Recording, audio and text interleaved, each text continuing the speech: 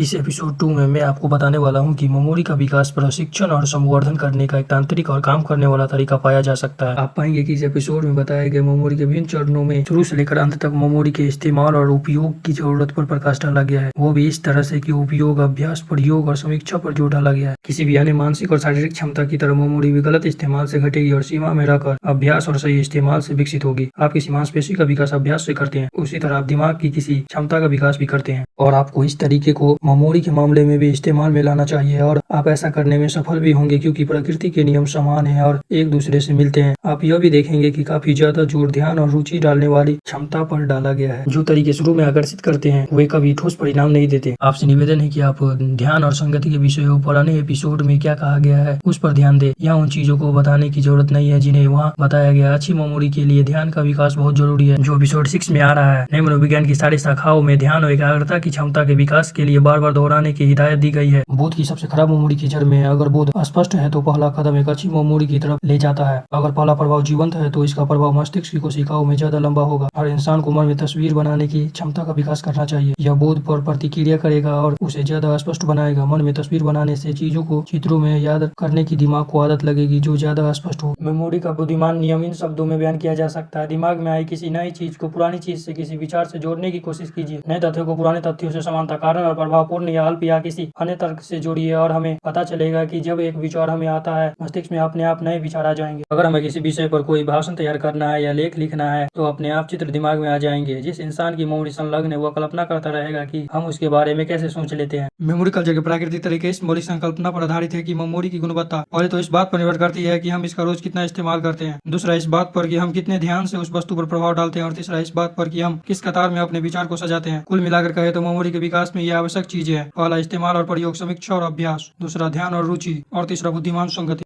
Memory का विकास कुछ स्थापित मनोवैज्ञानिक नियमों के अनुसार चलने वाले वैज्ञानिक मार्गों पर आधारित अभ्यास पर निर्भर करता है। जिन्हें शॉर्टकट की तलाश है वे दुखी होंगे, क्योंकि ऐसी कोई चीज नहीं होती। छात्र को यह देखकर हताश नहीं होना चाहिए कि सही तरीके से लंबे अभ्यास से होने वाले विकास के अलावा और कोई रास्ता नहीं है। मस्तिष्क से मांसपेशी के विकास के लिए कोई राजमार्ग नहीं, कोई शॉर्टकट नहीं। लेकिन जो लोग मनोविज्ञान द्वारा बनाए गए नियमों का पालन करते हैं उन्हें पता है कि उन्होंने सबसे छोटा रास्ता अपनाया है और वे बिना उद्देश्य के नहीं भटक रहे हैं।